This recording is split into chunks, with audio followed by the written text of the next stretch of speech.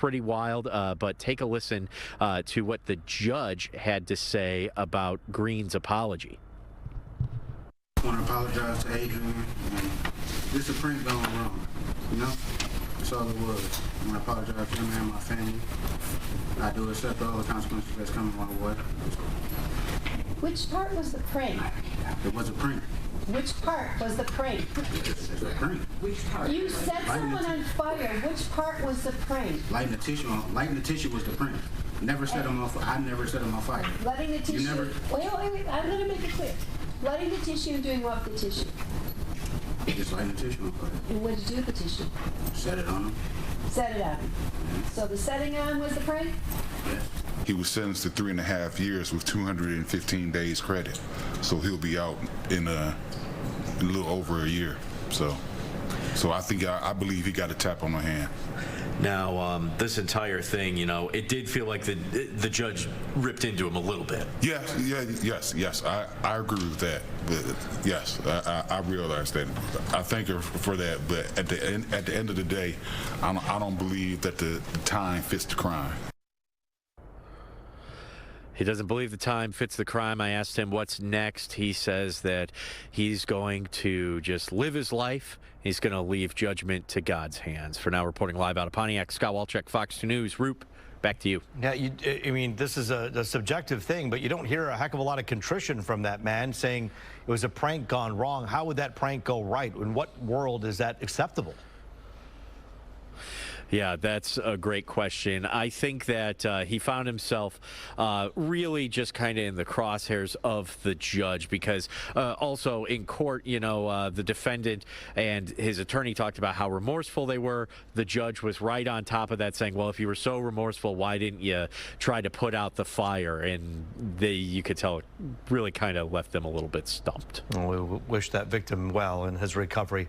Scott Walchek for us live tonight. Thank you. Well, a very brief court proceeding today for the man charged with killing his 3 sons in Morenci. 15 years after the boys disappeared, John Skelton now facing murder charges. Fox News' Charlie Langton is here now with more. Charlie. Well, I'll tell you what, no testimony was taken today in the murder case of John Skelton, accused of murdering his 3 children, as Roop said. But it was 15 years ago when the children went missing. Skelton spent the last 15 years in prison for abandoning his children. He was the last person to see those kids alive. But just before he was released, the prosecutors slapped the murder charges on him. But now we want to find out how difficult is it to get a conviction without those bodies. Criminal defense attorney Bill Barnwell weighs in. You don't need to find the bodies to get a conviction, all right? So you're going to have a number of things that we call circumstantial evidence, but circumstantial evidence is just as powerful as direct evidence, contrary to popular opinion. The fact is the father was the last person with the children. He says they were given to an unknown shadowy group. There's no evidence for these things, so the prosecutors say there's a lot of circumstantial evidence say this is the person who's responsible. However, all the defense needs is reasonable doubt. It doesn't matter what is likely. It doesn't matter what is probable. It's can they prove that case beyond a reasonable doubt, and that we don't know yet. You think this is a strong case? Well, we're going to first get a taste at the preliminary exam. I think it's probably a strong case, but there is a window of reasonable doubt that the defense can exploit. You'd defend this case, wouldn't you? I absolutely would defend this case because everybody's entitled to a defense. I'll tell you what, it is going to be interesting to see what kind of witnesses the prosecution will call during that preliminary exam, which is scheduled for May 11th of next year. The judge set aside 10 days. But it is a defensible case. But we'll have to see what kind of witnesses show up. Well, anchor, reporter, and legal analyst, I'm glad you're here because I did have a question. When you declare someone dead without a body, how does that work? Because we've doesn't seen that matter. case. Doesn't matter. Gotcha. Doesn't matter. It's one judge's opinion. The prosecutor's going to have to prove, number one, the body that they're dead. It's a murder case. Have to prove it. Now, how can you do that? A 5-year-old, 7-year-old, 9-year-old, they would have had to have surfaced. They would have had to have communication. They had plenty of communication with their mother or other people before. They don't have it now. Yeah. So, but you have no murder weapon. You've got no blood. You've got no other witnesses. No physical evidence. No physical evidence. It's a lot of circumstantial. That's the word I wrote down here. It's circumstantial evidence. Can you get a conviction on circumstantial evidence? The answer is yes. But let's see what kind of evidence they have, and that'll happen starting at the preliminary exam in May. We'll be watching that very carefully this summer. Charlie Langton for us live. Thank you. Take you out to St. Clair Shores tonight. Police there investigating a deadly crash that shut down eastbound 94 near Allard for several hours. It appears only one car was involved, and there actually isn't much left of it because it caught fire after slamming into a tree. So far, the identity of the driver has not been released. The cause of the crash remains under investigation right now. A woman who was allegedly texting and driving runs a red light, hitting a state trooper. MSP says this happened yesterday in downtown Detroit at the intersection of Washington and Congress. A trooper was stopped at the red light on Washington. When the light turned green, they drove forward and were hit by a car on Congress. Troopers say the driver was on her phone and didn't notice the light was red. It's an important reminder to keep your eyes on the road. It's affecting everybody that's out there, so we just want to remind people these crashes are all preventable. I mean, we have over 1,000 people that are killed on Michigan roadways every year in preventable traffic crashes. Fortunately, nobody was hurt. All right, my friends, we're finally getting a break from the below freezing temperatures. Weather Authority Rich Luderman is here with a look at our forecast. And as you said, this is good news for everybody. We kind of melt that snow, feel a little warmth in the air. It felt like the 4th of July out there. Did you feel it? It just, the sunshine, the bitter cold is gone. Whew, a lot of smiling faces, and it's going to be quiet for the rest of tonight. There's a very weak system way up here in northern Wisconsin. That'll bring some flurries to the UP. But here are the current numbers, 36 for us and for Lansing. A little cooler up in the Thumb region, 28 Bad Axe. There's 36 Grand Rapids, 31 down in Toledo. I gave up on Chicago O'Hare. I moved on to Minneapolis. There it is. Live pictures, looking good. Ice skating this Wednesday evening, 35 degrees in the Twin Cities. We're going to get down to 29 with thickening clouds later on tonight. And then tomorrow brings some wet weather and some mild weather once again. A big cool down comes in for Friday morning, and that's why Friday morning could feature some slick roadways. Look at that, 28 degrees Friday. Roop, a full check of the weekend numbers coming up in 10. So much. Well, just a few weeks ago, we told you, and took you, I should say, inside Detroit's Hitcha Healing House, a nonprofit dedicated to providing health and wellness for the community. But sadly, the house has been forced to close after a devastating fire. Let's get live to Fox News' Ingrid Kelly with more on the blaze and the organizers' plans to rebuild. And that is good news that they plan to rebuild, Ingrid.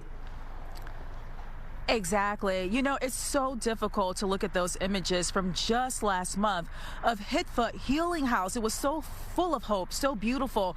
And now here to see the devastation caused by this fire, it is really heartbreaking.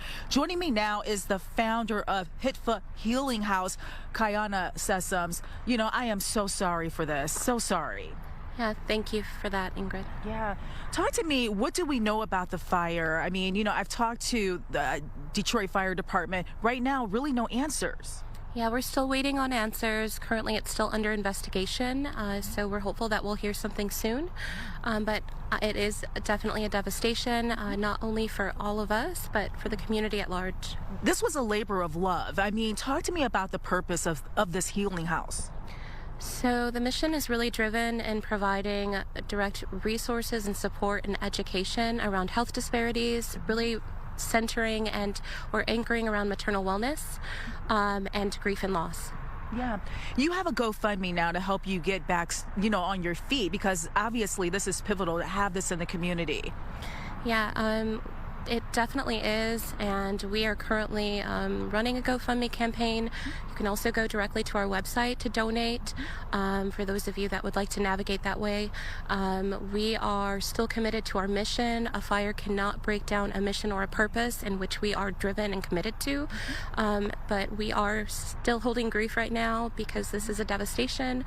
This wasn't just a home, it was a refuge. Right, right. Talk to me about how, just before we go, how people can donate, and obviously for people who still need services, how can they get them?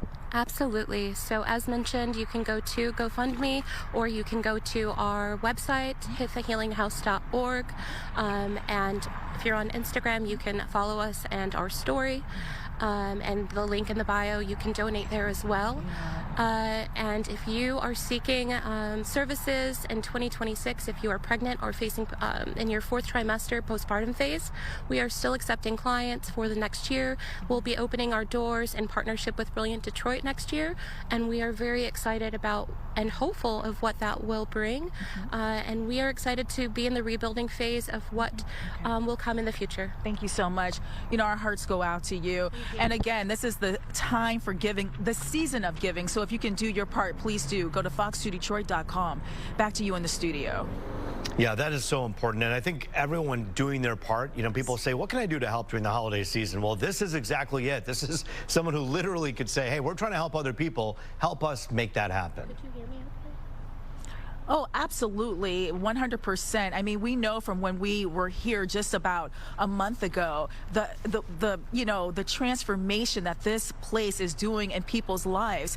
And you know what? I mean, every little dollar counts. So even if it's like $5, $50 or $500, it can make a difference. And right now, this is what this healing house needs. And that's what this season also is all about. And so fulfilling that need is all of our obligation. It's important stuff. Ingrid Kelly for us live tonight. Thank you. Yes. While the holiday season can be magical, it can also be energy draining. Fox 2 working for you tonight with ways you can avoid holiday burnout. Also, Fox 2 following new developments in the state of Michigan's efforts to regulate the Line 5 oil pipeline currently running under the Straits of Mackinac. What a federal judge has just ruled. Just ahead. Also tonight. Talking extreme risk protection orders, commonly known as red flag laws. The people who are behind trying to repeal red flag laws say that there's a violation of due process grounded in the 14th Amendment and Second Amendment rights. We're going to unpack it all. I'm Hillary Golston. We'll give you both sides of the story and show you some of the testimony from today. It's coming up.